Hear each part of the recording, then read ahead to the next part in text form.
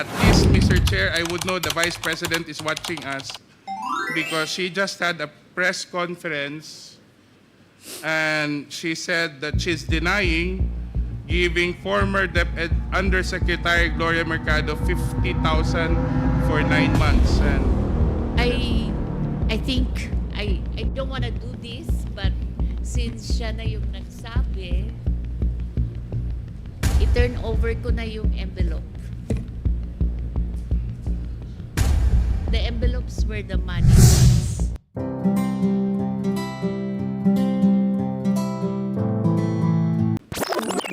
magandang hapon po sa lahat. Mr. Chair, magandang hapon po. Kanina po nasa opisina ko po ako nung naririnig ko po yung testimonya. Nakikinig po ako sa testimony ni Yusek Gloria Mercado. Narinig ko po na sinabi niya na nakatanggap siya ng sobrang may laman na pera regularly. At I'm actually disturbed kasi kung sinabi ni Yusek Mercado na meron pang isa na nakatanggap at malamang meron pang ibang nakatanggap, I can just imagine if this was done on regular intervals, say monthly, I can just imagine the total amount needed to sustain it over a year. And you know, at 50,000 each, sabihin na lang natin may 20, may 50, tapos merong 12 months, may Christmas pa daw, di ba? Mr. Chair, I can just imagine, and it's quite disturbing, no? For this particular practice, even to use the language that even a small whim of this happening in one of the departments that we hold in high regard, the Department of Education, it's really quite disturbing. But just to give a better picture of how things are at the Deped, Yusek Lo, you were Yusek for HR, right? Mr. Chair. Yusek Mercado. Yes, Mr. Chair. Yusek, can you walk us through the process that Deped followed in the selection of Yuseks and ASECs?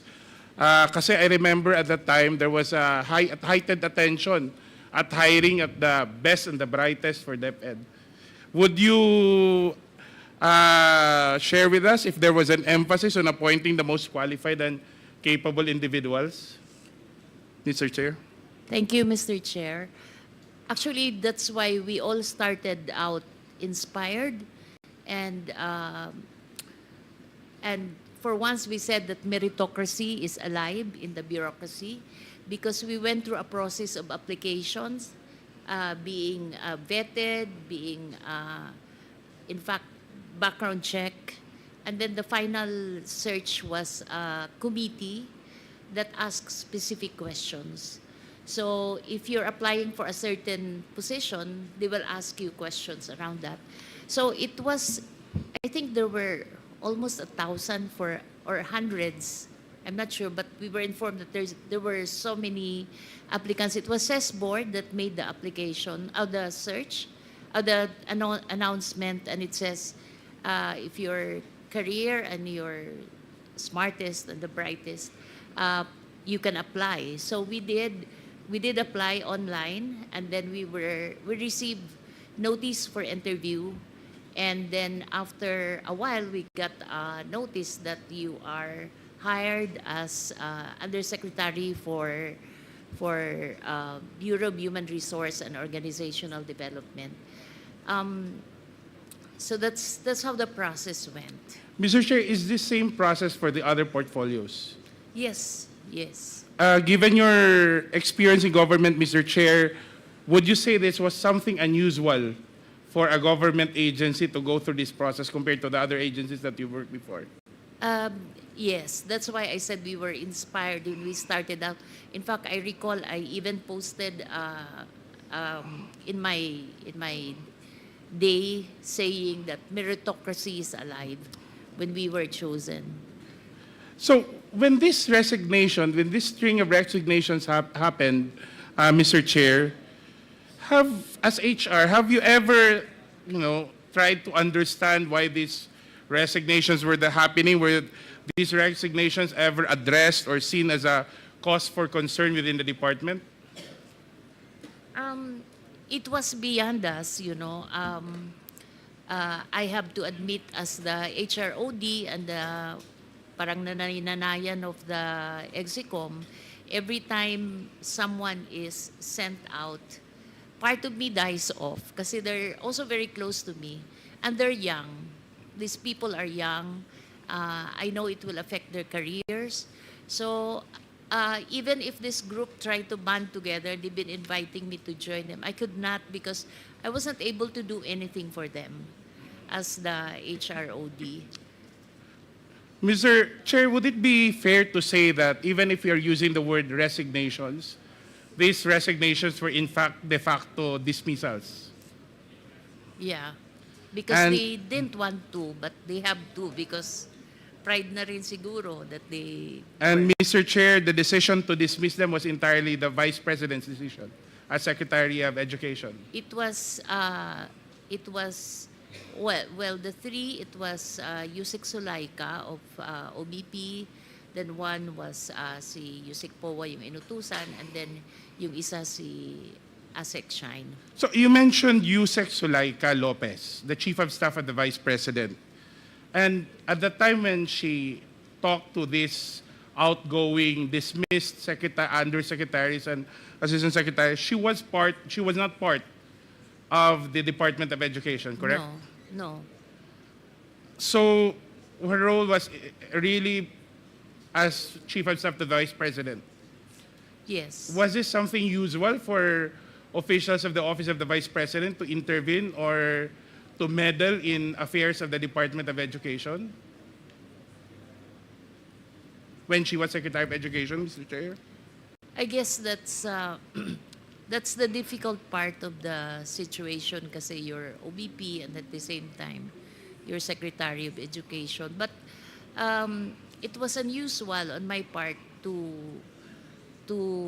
hear after they came back from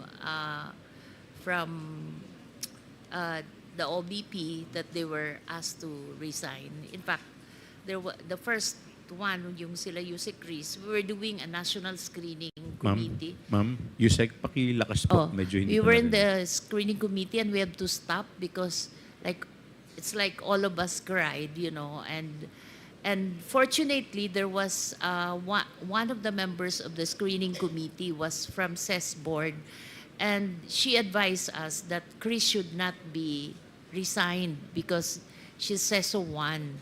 So kung pwede siyang pumunta na lang sa pool. So that's why we advised Chris to get the resignation and instead request for the pool. Mr. Chair, Yusek, kanina you mentioned a narrative na some officials were being called at a certain hour and were told that they were being asked to resign or dismissed with the same day, I Yes. believe.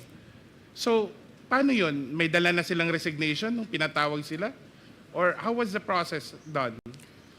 I guess they were asked to submit right there and then. Right there in front of Yusek Sulaika.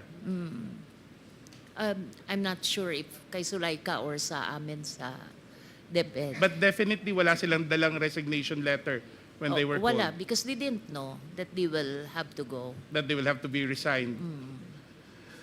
So wala ding opportunity, Mr. Chair, Yusek, that exit calls were done for transparency and accountability? Was there even a chance that the former Deputy Secretary, the Vice President, would meet with these officials para pa-thank you lang naman for the services rendered? No exit calls. No explanation on the part of the Vice President? Well, it was not explained to the Execom. So that was a very unhealthy precedence kasi parang after that we all ran scared that we might be the next one. Paano kung CESO, Yusek, Mr. Chair? Kasi siyempre, we have certain rules to follow when it comes to career executive service officers. Was there another process? Was there a due That's process? why they have to resign because their career. Okay, thank you. Thank you for that Mr. Chair. Kasi ako, right there and then, they will lose their income, their staff will lose all their benefits and salaries, and they were all left in the cold, left in the dark about the circumstances of their termination. Is that fair to say? Yes.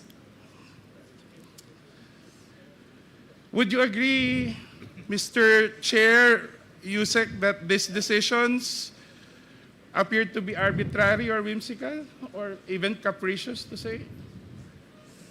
I'll choose arbitrary. Would you, you've been, I believe you've been a human resource practitioner for the longest time. Would you believe that this somehow measures up to an abuse of authority or a lack of respect for government officials, especially those in the career service and for established processes in government service?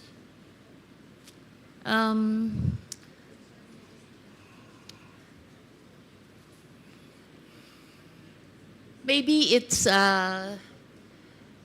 probably for her, it's a decision she has to make.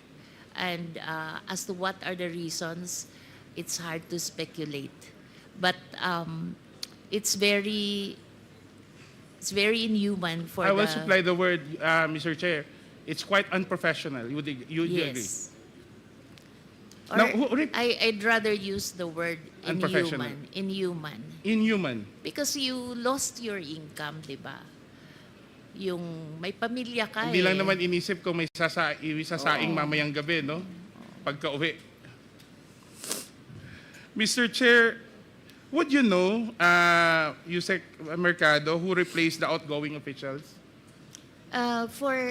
For the two in administrative services, it was General Menpin and General Baluyan. So that confirms the two generals on the invitation list serving as Yusek and ASEC, correct? What specific designations they had again? They Madam were Chair, Mr. USEC for Chair? administrative services and ASEC for administrative services. You know, we have so much respect for our men in uniform, Mr. Chair, Yusek Mercado, but you think having a general in the Department of Education would be something congruent with the mandate of the agency? Well, it's a decision that the leadership has opted to take, so we cannot question it. Now, considering these resignations, replacement of officials, and this, as we say, arbitrary style of dealing with human resource at the Department of Education, how would you characterize the management style of the Vice President when she served as head of your agency?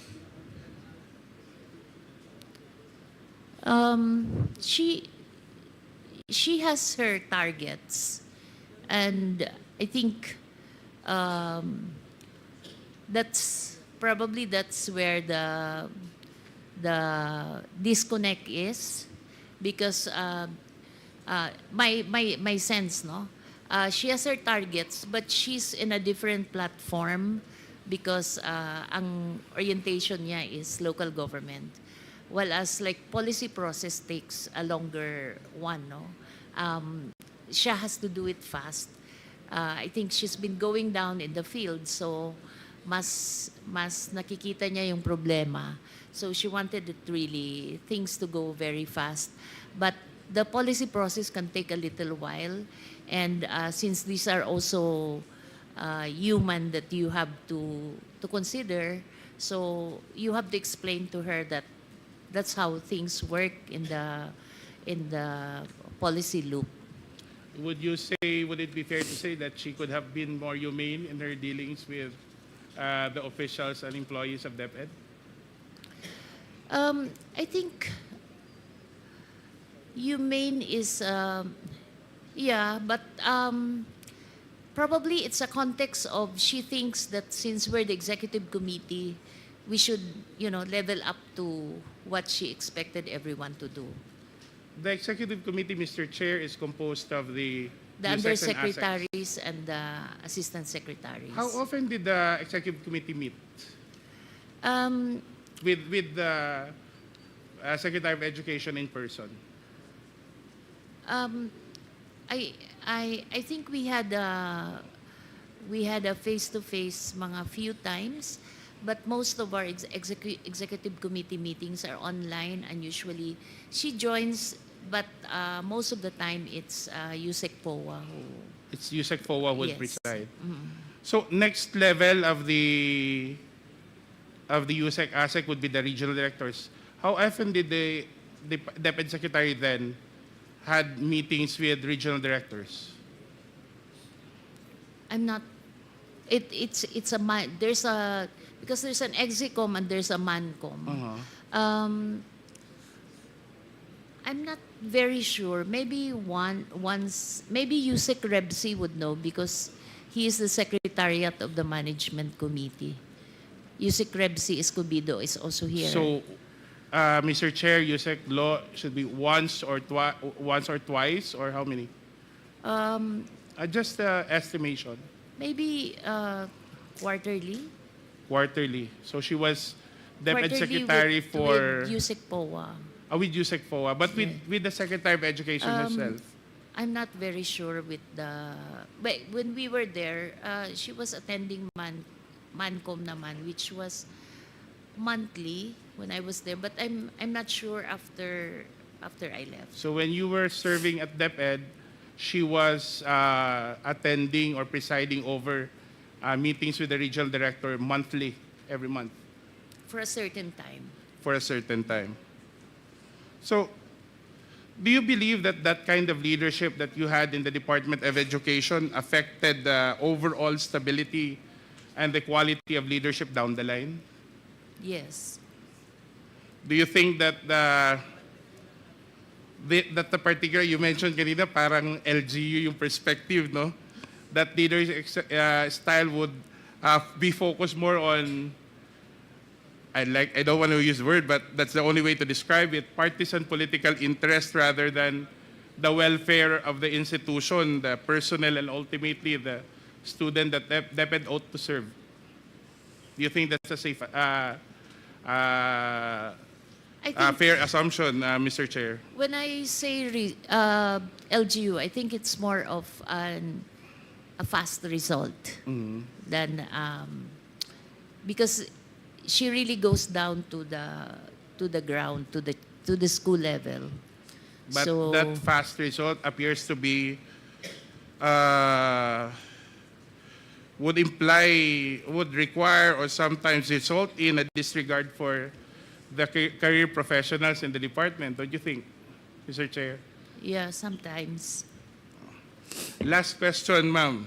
At least, Mr. Chair, I would know the Vice President is watching us because she just had a press conference and she said that she's denying giving former DepEd Undersecretary Gloria Mercado 50,000 for 9 months. And the Vice President saying that Mercado was let go because she used DepEd to solicit donations from the private sector amounting to 16 million without her knowledge.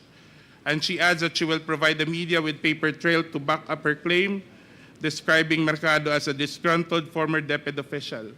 I think, ma'am, given your long history and long service to the Republic, 40 long years, I think it's fair It's for you to very be sad. given the opportunity to reply to the Vice President. I think, I don't want to do this, but since siya na yung nagsabi, i-turn over ko na yung envelope. The envelopes where the money was. Comsec, So Paki- it's 9 envelopes. kuha po yung envelope. So it says hope and the amount is there. Kasi ang sakit naman nun, ordinaryo lang akong trabahante tapos inano ka ng Vice President, di ba? It's very painful. Ma'am, ilang taon na po kayo? I hope you don't mind. Hindi, gusto ko lang pong malaman kasi sabi po ninyo 40 years na po kayo in government. I'm 65, sir, but I... So when when you were appointed as USEC, noong 2022 ba? 2022? How old were you at I that time? was 64. 64. Yeah. I'm sure sa edad ninyong yan, after pagkatapos nyo pong pag-ingatan yung iyong pangalan for the past 40 years? Sagutin ko yun. Yes, sir. So, okay, anyway, thank Sir, you. Mr. Chairman, I'd like to... Mr. Chairman, Yun yun. Mr. Chairman, dito po ako. Ay, Mr. Kong- Chairman, Mr. Chair, can I continue first? with Congressman, wait, before I recognize Congressman Paduano, ma'am. Yes. I believe...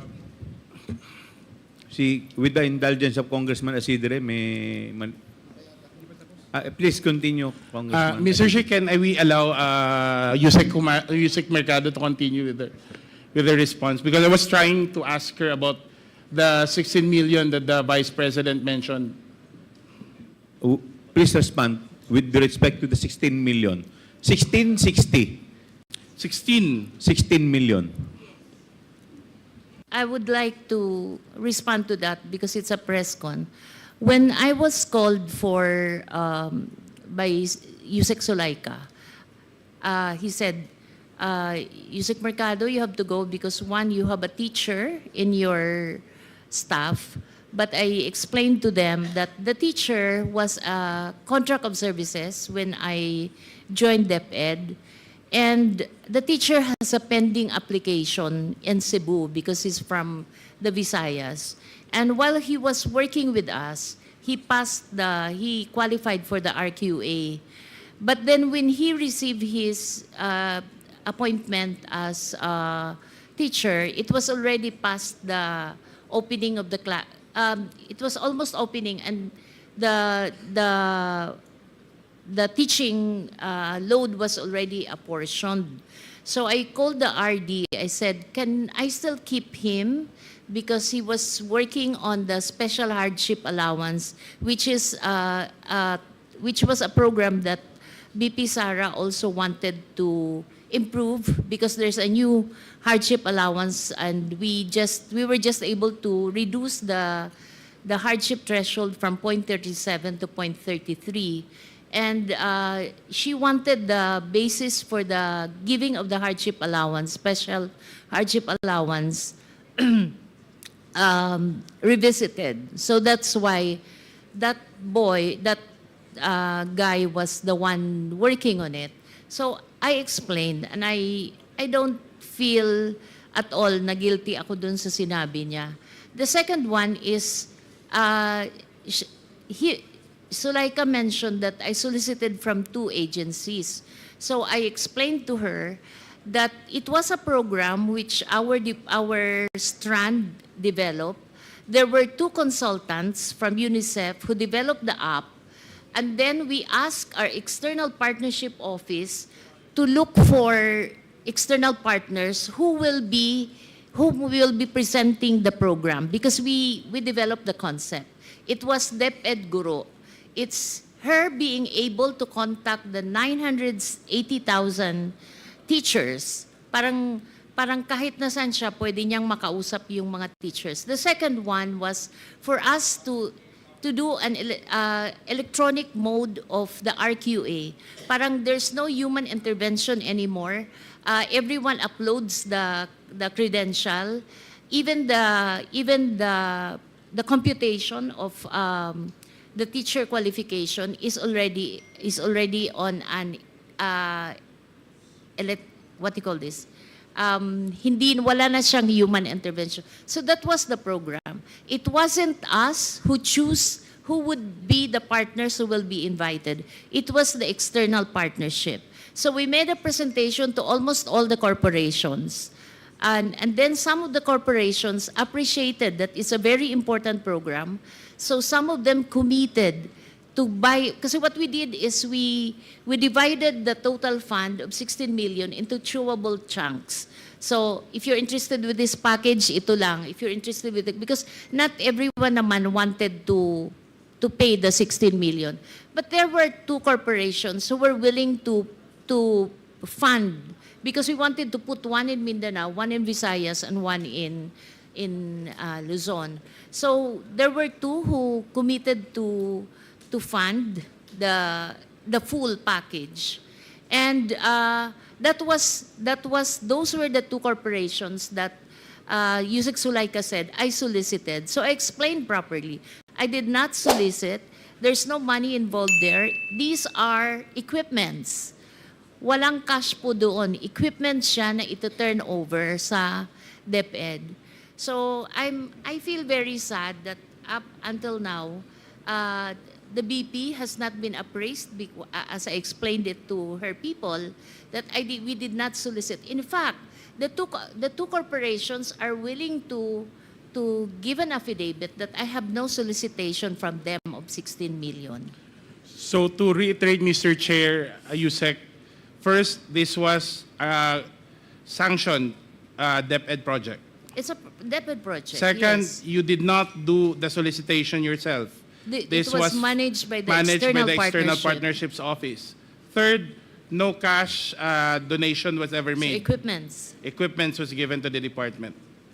So none of this, of what allegations that the Vice President's making against you is true. Yes, sir. Yes, Mr. Chair. And Thank- that makes it very sad because she's saying it now. Ibig sabihin, her people did not explain to her. At least I know she's watching, then she probably be able to get the information from you now. Thank you, Yusek Lo. Thank you, Mr. Chair.